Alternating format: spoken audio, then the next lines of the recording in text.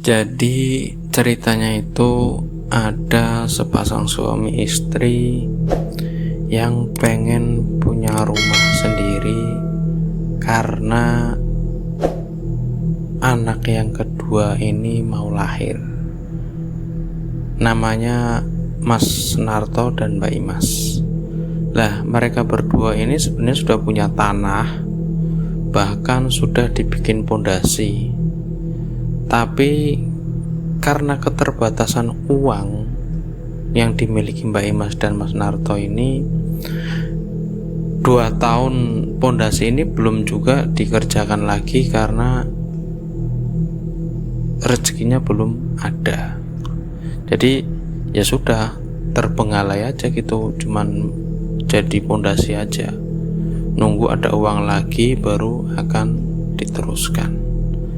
Lah, Mbak Imas ini sebenarnya sudah punya anak yang pertama, namanya Mala, dan dia sedang mengandung anak yang kedua yang sudah memasuki bulan ketiga.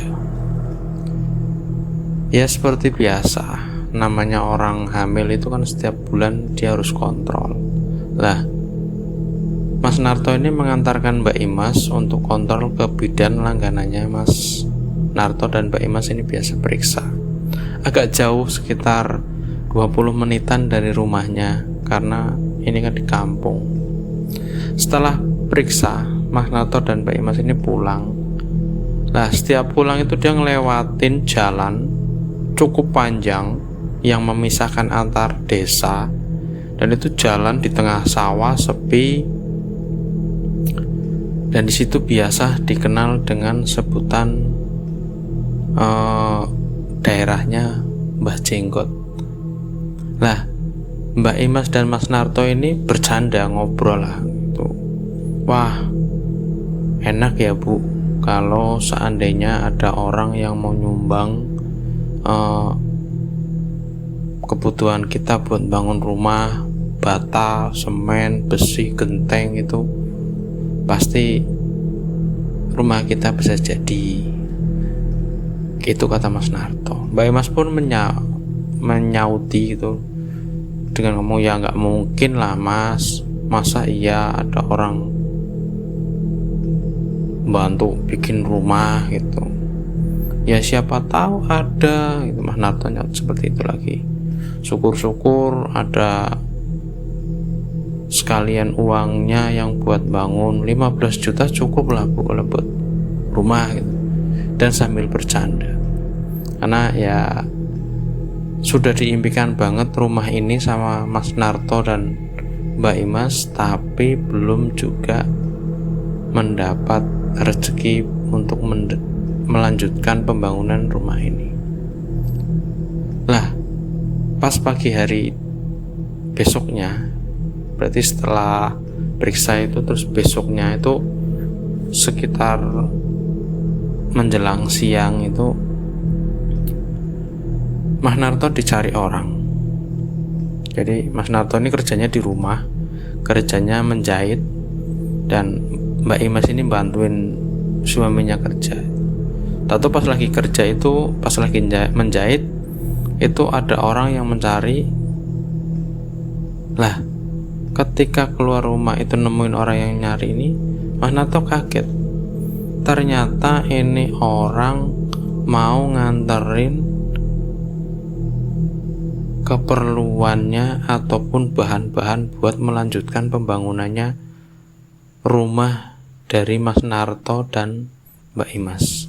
Mbak Imas juga kaget dong, loh kita kan nggak pesen bahan bangunan, terus bahan bangunan ini dari siapa? Toh saya juga nggak bisa bayar seandainya kalau ini bahan bangunannya diturunin Mas. Si Mas yang nganterin bahan bangunan ini bilang, enggak Mbak, ini sudah dibayar lunas.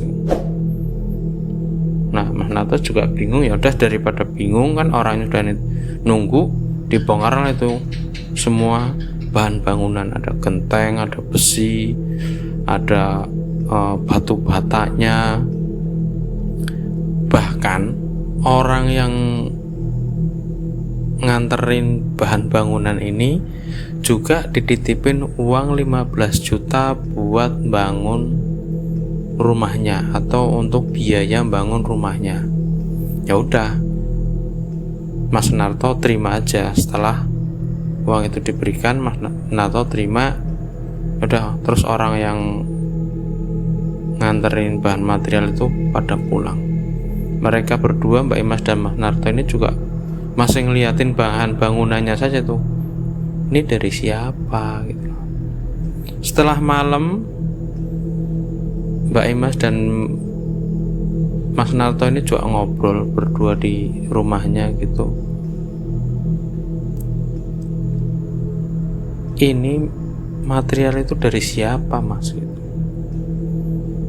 Dan akhirnya mereka mikir, oh mungkin ini dari orang yang pengen membantu ekonominya Mas Narto dan Mbak Imas, tapi memang tidak pengen diketahui orang banyak atau dipublikasikan lah siapa yang menyumbang itu. Mungkin orangnya nggak mau. Ya sudah, daripada ini bahan bangunan nggak rusak ataupun semennya juga nanti malah nggak bisa dipakai, akhirnya dibangunlah itu rumahnya dengan uang 15 juta itu yang buat bayar tukang, dan ditambah mungkin tabungannya Mbak Imas dan Mas Narto itu. Akhirnya rumah ini dibangun, dan selama hampir 2 bulan ini rumah itu selesai. Meskipun belum dibentuk keramik, belum semuanya ya, maksudnya rumahnya sudah berdiri dan bisa dihuni oleh Mas Narto dan Mbak Imas ini. Yang tadinya Mas Narto dan Mbak Imas ini tinggalnya di rumahnya dari ibunya Mbak Imas.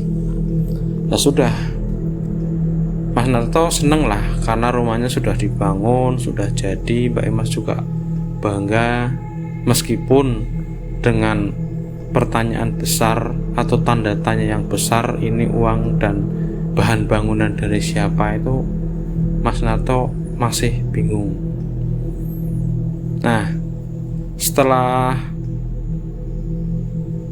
berapa hari rumah itu jadi, ternyata waktunya Mbak Imas ini buat periksa lagi. Ya nggak seperti biasa, Mbak Imas periksa ke dokter, dan dokter itu menyatakan normal. Oh ya, ini bayinya normal, sudah 5 bulan. Disarankan sama bidannya untuk periksa ke dokter untuk USG biar kelihatan jenis kelaminnya laki-laki atau perempuan. Ya udah, mungkin besok lagi lah gitu Mas Nartonya mikirnya. Ya sudah, nanti lagi lah, kalau ada rezeki lagi nanti periksa ke dokter biar tahu jenis kelaminnya tuh apa. Setelah itu Mas Narto pulang dan Mbak Imas pun pulang, terus istirahat. Nah, ketika menjelang subuh itu Mas Narto kaget mendengar teriakan dari istrinya atau dari Mbak Imas. Mbak Imas ini teriak di kamar, dan Mas Nartonya kaget. Ya udah, Mas Narto deketin istrinya, kenapa Bu? Gak taunya perut yang dipegang Mbak Imas ini yang tadinya besar itu mengecil kempes, hilang. Ini kenapa? Kok kemarin masih baik-baik saja, kok ini perut saya tiba-tiba kempes? Tapi nggak ada tanda-tanda melahirkan ataupun tanda-tanda keguguran, itu nggak ada.